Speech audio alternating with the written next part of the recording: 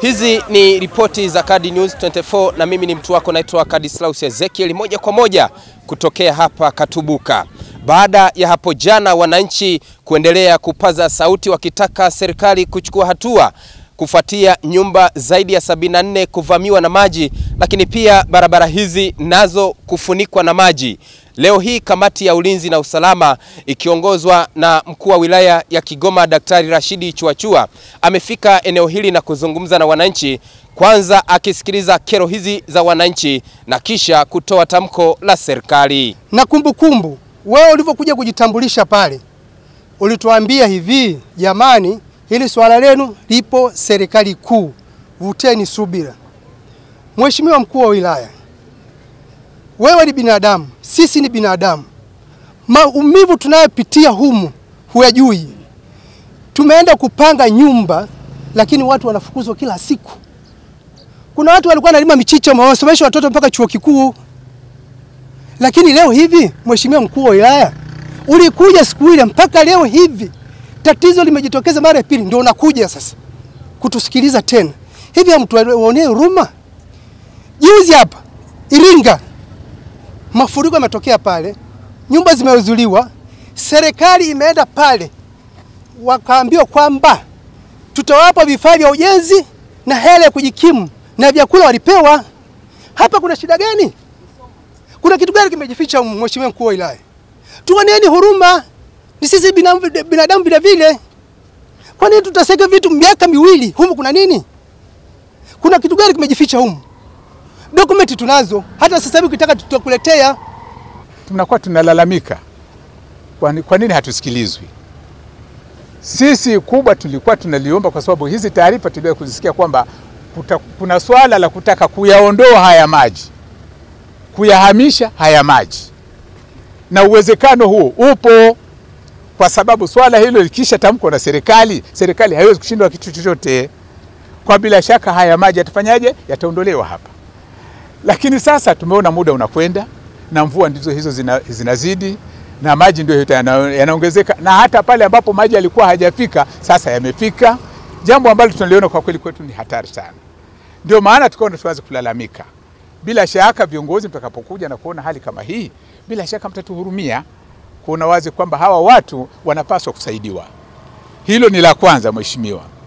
Lakini la pili sasa, sisi kama sisi, baada ya kuona wazi kwamba maeneo mengine serikali inajaribu kufanya haraka sana ya kwenda pale kwenda kuwasaidia kupeleka misaada mbalimbali, tuliona kwamba hakuna njia nyingine, kwa sababu viongozi wamekuwa ni wazito.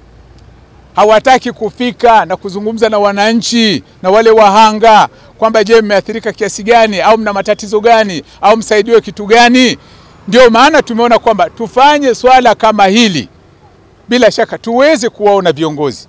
Bila shaka watakuwepo viongozi wenye huruma na kujua kwamba wale watu wana matatizo wasaidiwe. Kubwa zaidi mheshimiwa la hapa ni kusaidiwa ni jinsi gani, kama ile kauli iliyotolewa na serikali kwamba uwezekano wa kuyahamisha haya maji upo, basi tufanyie hivyo. Kwa sababu kama ingelikuwa ni mahala ambao hapastahili, wala serikali singekuja kwa watu kuwalipiza labda kodi za majumba, maji na mambo mengine. Na leo niseme baadhi ya changamoto za eneo hili, kwa nini linakumbwa na mafuriko. Ninakubaliana nanyi kwamba baadhi ya mifereji imeelekezwa huku, ninakubaliana nanyi. Lakini nataka nikubaliane pia na taarifa za wataalamu kwamba eneo hili liko chini ukilinganisha na maeneo mengine. Sijui kama naeleweka vizuri. Na taarifa za kitaalamu pia zinaonyesha, na lazima niseme wazi, kwamba pamoja na jitihada zinazoweza kufanywa na serikali, lakini kuna uwezekano mkubwa eneo hili likaendelea kukumbwa na hali hii. Na watu wa bonde wanaeleza kwamba inawezekana sio chini ya miaka 10 hali itaendelea. Sijui kama ninaeleweka vizuri. Manake pamoja na mambo mengine lazima tuelezane hali ilivyo ili tupeane pia maarifa. Sijui kama ninaeleweka vizuri Kwa hiyo eneo hili lina changamoto.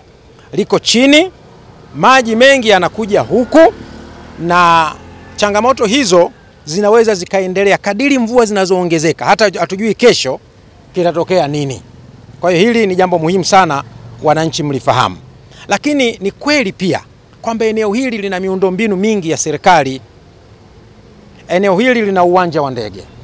Sisi tunakiri na tunakubali kwamba lina uwanja wa ndege. Eneo hili lina vituo vya afya, pengine lina zahanati na lina shule ya msingi na shule za sekondari. Haya mazingira yote ama hii miundombinu yote, kama serikali tuna wajibu wa kuhakikisha kwamba inalindwa. Serikali imetumia fedha kubwa katika kujenga miundombinu hii. Lakini kwa nini miundombinu hii imejengwa? Imejengwa kwa sababu imewafuata nyinyi ambao mlikuwa mnaishi hapa. Sijui kama tunaelewana vizuri. Kama kusingekuwa na watu, serikali singeleta miundombinu. Na kwa nini nyinyi mmekuja kuishi huku? Pamoja na mambo mengine ni kwa sababu kulikuwa kuna viwanja na mmeuziwa na hati zipo. Mmenielewa vizuri? Sasa katika kuyazungumza haya yote niliyoyasema, serikali inashauri yafuatayo. La kwanza, katika kipindi hiki ambacho hatuwezi kusema kwamba maji yale yanaweza kuondoka kesho, ni muhimu kuendelea kuchukua tahadhari.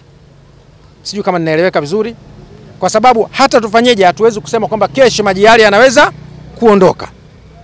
Lakini haina maana kwamba serikali imekaa kimya. Na bahati nzuri mheshimiwa diwani wenu kuna baadhi ya masuala anayafahamu. Na hapa lazima niyarudie kuyasema, lakini nataka niwahakikishieni serikali ya wilaya sawa, na kwa maelekezo ya mheshimiwa mkuu wa mkoa bado tunaendelea kufuatilia jambo hili. Na sasa hivi juhudi zinaendelea sana kwa kazi kubwa. La kwanza, tunayo miradi ya tactic ambayo inafanyika inatekelezwa katika eneo letu. Mkurugenzi wa manispaa amepeleka andiko serikalini la kueleza hali halisi ya eneo hili na kwa nini tuwe na mfereji mkubwa wa kuondoa haya maji.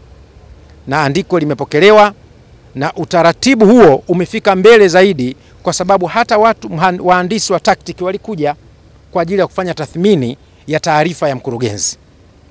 Hilo la kwanza. Na hatushirikishi hilo tu, tunashirikisha watu wa mamlaka za kiwanja cha ndege, maana kuna kiwanja cha ndege hapa jirani, lakini tunayo mamlaka yetu ya TAMISEMI, kwa sababu hapa jirani kuna miundombinu ya TAMISEMI yakiwemo makazi yenyewe ya watu pamoja na nyinyi wenyewe. Kwa hivyo sina kauli nyingine ya kusema zaidi ya kusema serikali inaendelea kufuatilia jambo hili kwa karibu sana. Na lingine ambalo lazima niliseme pamoja na hili nilolisema kwamba serikali inaendelea kulifuatilia, sisi kama viongozi wenu hatuwezi kuwa na raha na mazingira ya namna hii. Sio kama mnanielewa vizuri. Hakuna kiongozi awe mkuu wa wilaya awe mkuu wa mkoa anafurahia kuona wananchi kila siku mvua ikinyesha akili yetu ipo Katubuka kuna nini.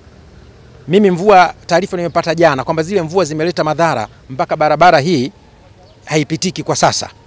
Nikasema leo nitakuja kuzungumza na nyie. Hakuna ambaye anapenda, na nataka niwahakikishie hatua zinaendelea kuchukuliwa.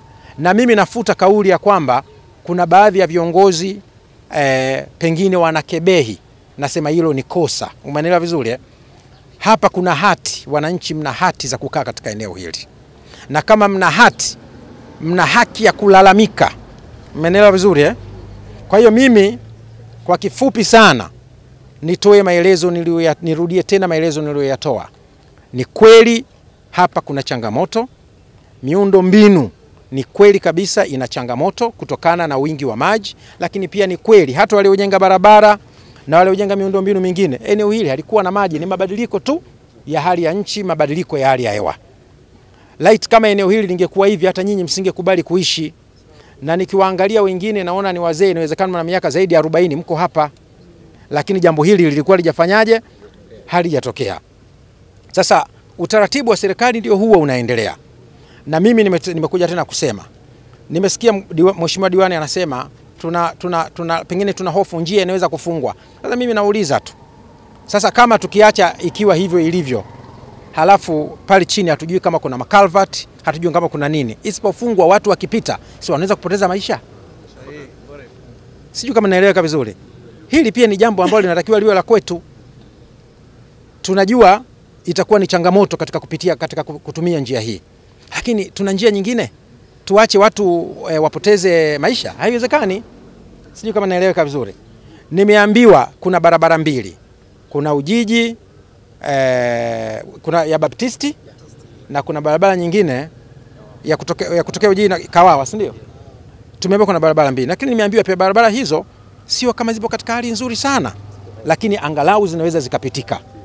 Tutakapofunga hii, msitulaumu, nia ni njema, umeelewa vizuri na mfahamu tu kwamba serikali isingependa kuwaona mnalalamika ama mnapata hiyo changamoto.